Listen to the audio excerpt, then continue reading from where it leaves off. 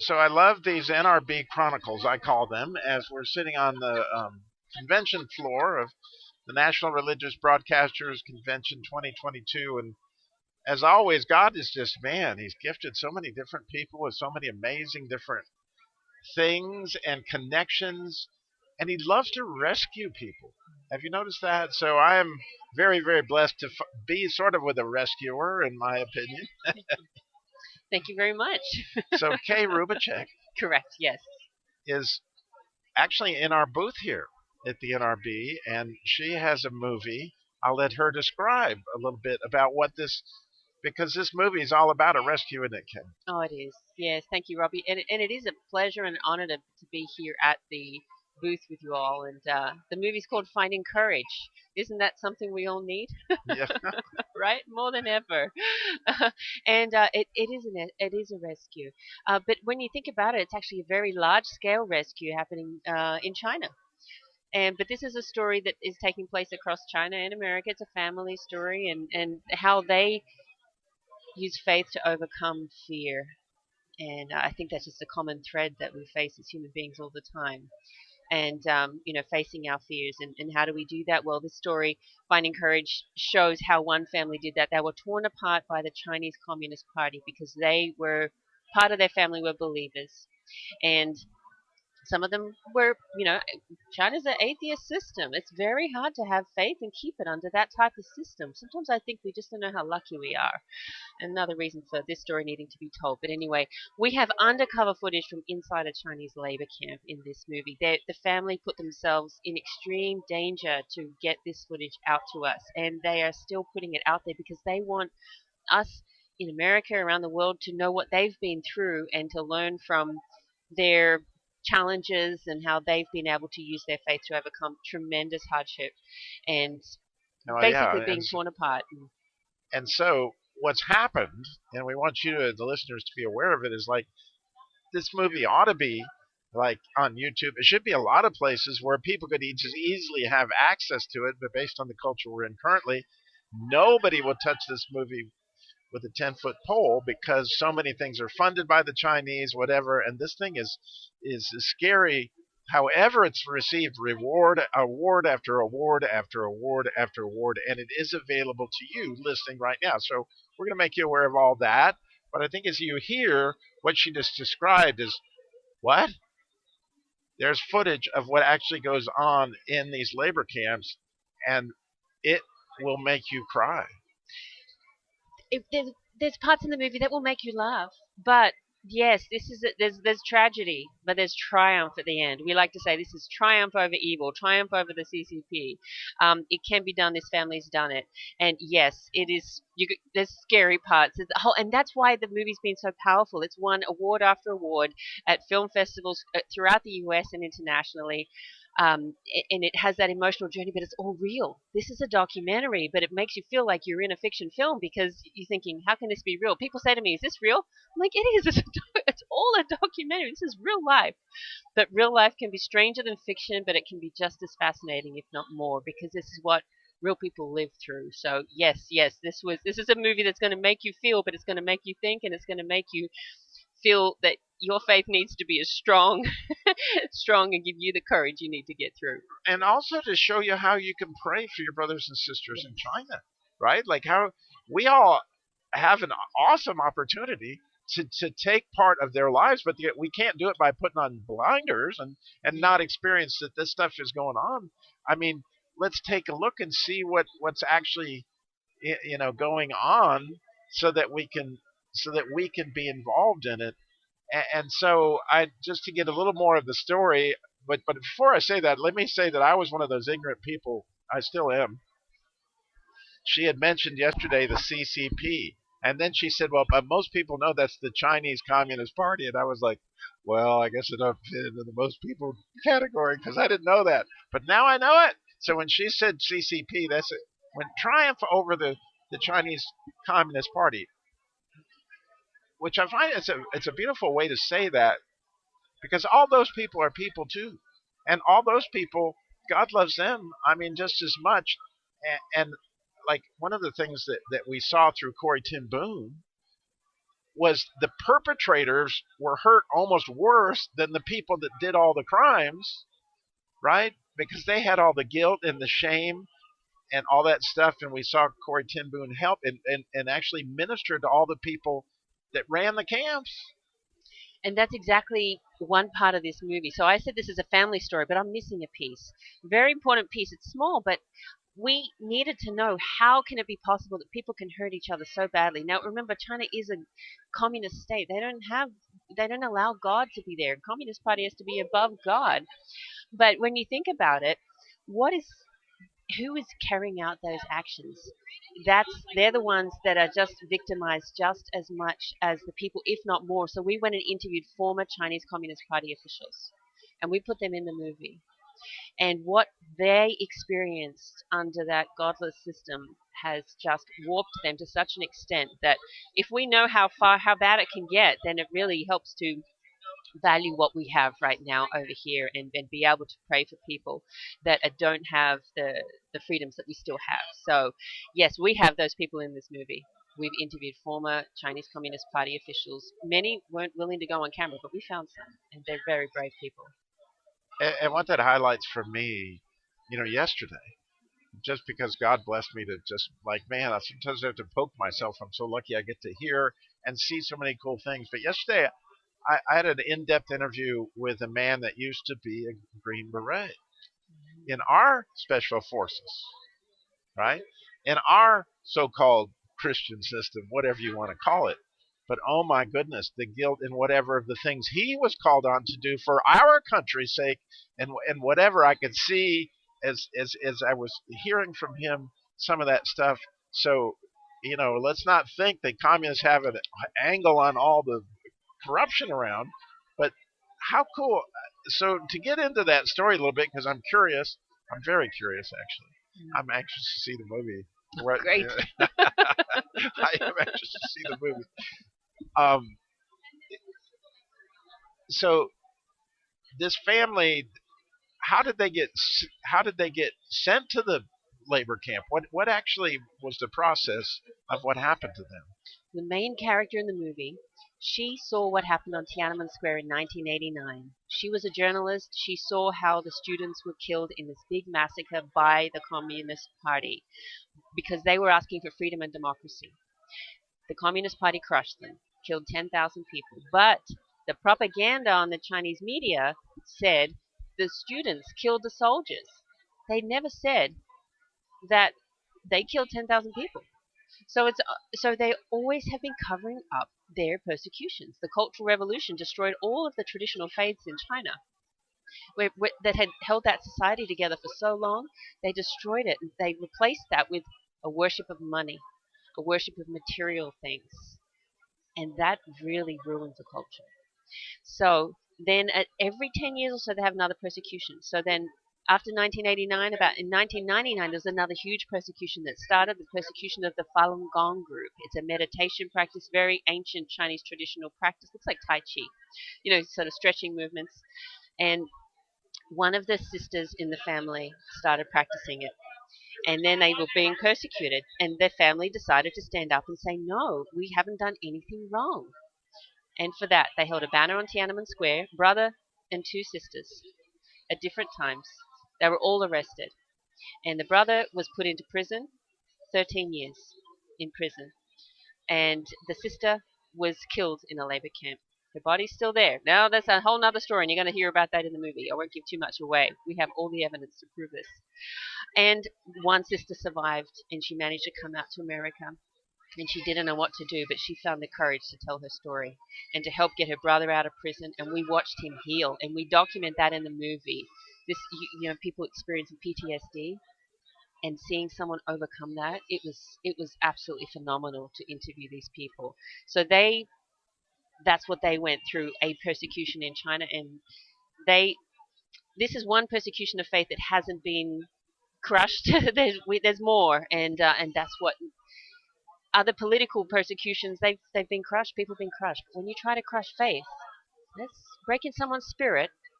So I think there's a lot of encouragement for people there. Wow. So they came out. and they wanted to make this, but at first this wasn't such an easy movie to make, was it? Oh my goodness me! This has got to be one of the hardest movies you can make. It's a Chinese story, but we're in America and we speak English. Okay, there's a big problem there. We overcame that, but that took time. Um, how do you get footage inside China? The Chinese Communist Party controls all media. We had to get undercover footage, and that's difficult. We had to get access to the family. They're very protective. They're worried about their safety. They've still got family in China. What could happen? We had to get access to all of that. We had to get their trust. They didn't know us. How did they know they could give us this footage? But they chose us and they let us make this movie. And then with distribution, we've had film festivals. We know that have taken money from the Chinese Communist Party for advertising and things, but the requirement has been no movies about say Taiwan or Falun Gong.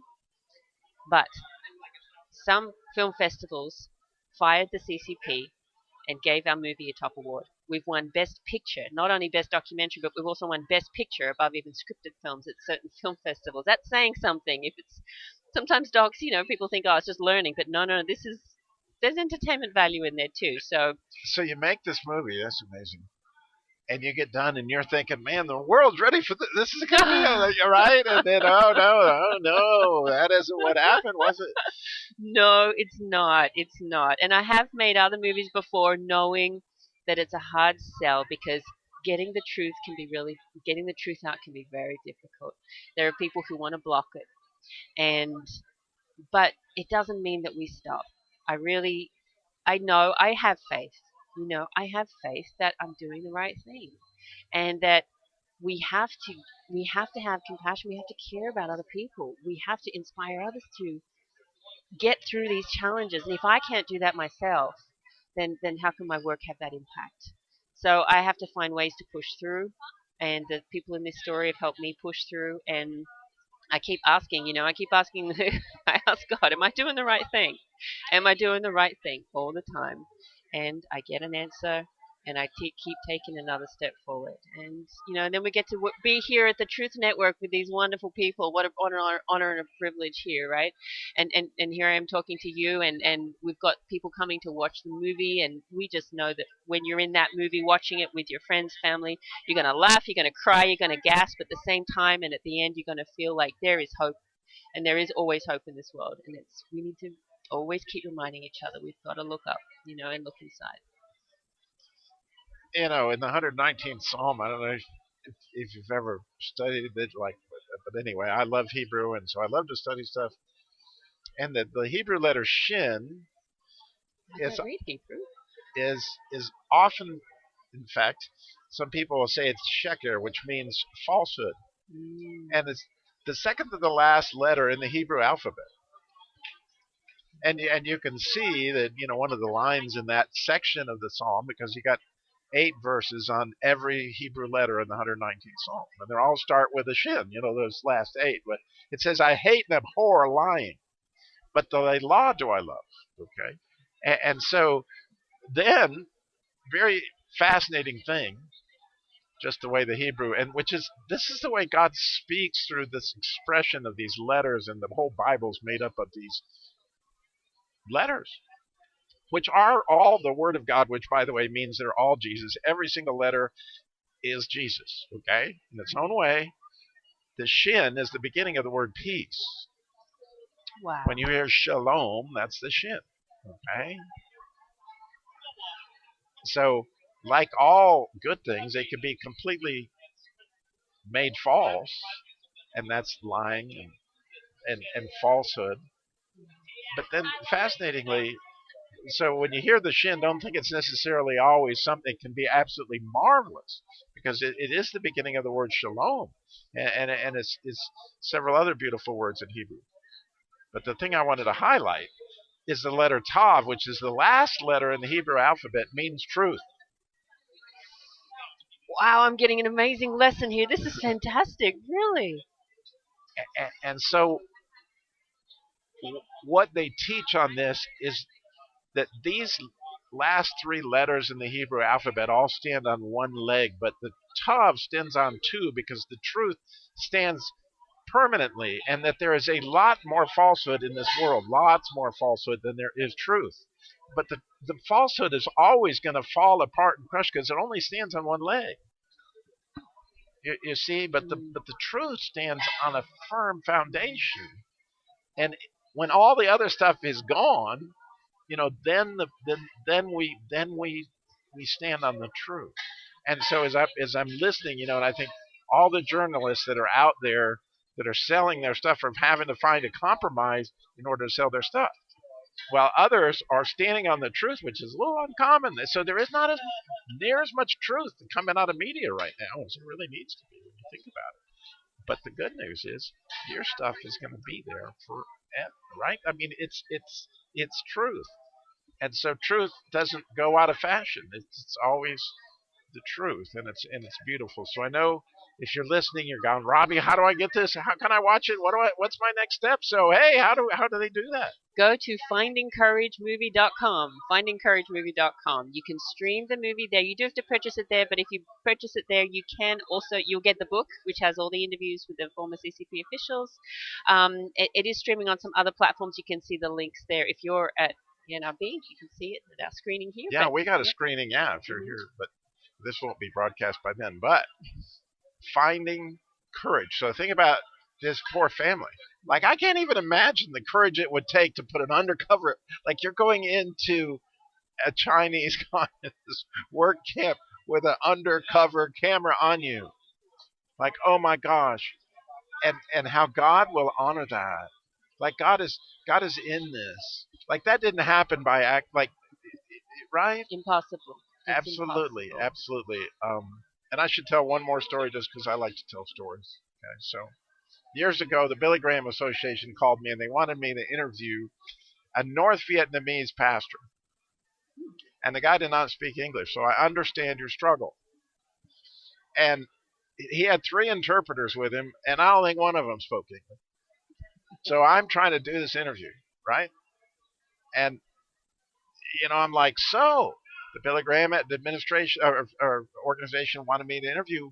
What did you want my audience to hear about? And they're, like all this, somebody, and I'm like, what? And then, and then they said, prison. And I said, prison in North Vietnam? So you were in prison in North Vietnamese? Yeah, So me being the typical American that I am, I just go, well, let me think.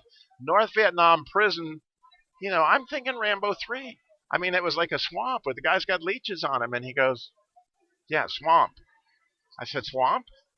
I said, so you were in a prison? And he said, swamp? And he goes, yeah. How long were you in the swamp? 7 years. I said, you were in a swamp for 7 years? I said, how did you sleep? Standing up. What did you eat? What was in the swamp? What did you drink? Well, how many people were in the swamp? Oh, about 1,000. Right? So I'm sitting there with this guy, like, what? What? You were in a swamp for 7 years, right? And so I'm that beats Rambo, doesn't it? Yeah. I'm processing all this, and I was like, so what did God give? God's always given somebody, when he puts you in something like, wow, he always gives you something. I said, what did he give you? And he said, I got the 91st Psalm. And if you want to read something really cool sometime, think about standing up in a swamp at night with people dying all around you because they were carrying out more people dead than they were putting in alive almost every day. You can imagine from this swamp. And as I was sitting there processing it while I was on the air with them, I was reading the 91st Psalm because I could bring it up on my computer. I didn't know that much about the 91st Psalm at the time. And all of a sudden it struck me that I'm not terribly surprised that God could sustain a man in the swamp for 7 years. I'm not surprised. I mean, I don't know how he did it. This guy should have died like million, but what blew me away, and I just started gushing tears, was what I asked the guy, how did you get out of the swamp? And they were like, no. Good behavior. I was like, good behavior? Like what? Well, he was leading other people in the swamp to Christ. He's a pastor. And I went, oh my gosh. God, all those other people in the swamp probably should have been in the swamp. In other words, they're rapists, murderers, thieves, whatever had caused them to get thrown into the swamp. Government's there for a reason. And I thought, you know, I'm not surprised that God could. But what blows me away is God sent those other people a pastor. He was sending them a rescue. And so when I think about this movie and I listen and I hear, it gives me that common theme that I know that these people are just thinking there's no hope in it. Oh, yes, there is. Oh, yes, there is. And he's got his people on the inside always. Always. It's that hope, that rescue, and it gives me perspective. Because when I look at my life and I think, oh, I'm really struggling with this or with that, then I think about these other people and what they've got through. 7 years in the swamp, 13 years in a Chinese prison, and I'm thinking, I'm okay. You know, I'm okay, Yeah, right? well, I think I'll be all right with it. Yeah, No problem. yeah. And I can see I'm okay. This is the blessings I have. This is what I've been able to survive. Value what I've got and what I've been given. Because that's where it all comes from. So I think these stories really help give me perspective. And Finding Courage. What a marvelous title. That's the name of the movie. You can go to findingcourage.com. Findingcouragemovie.com. Finding Courage Movie. Yes, it is You a got to movie. put the movie in there. Yes. .com. Yes. Wow. Thank you, Kelly. Kay, I'm sorry.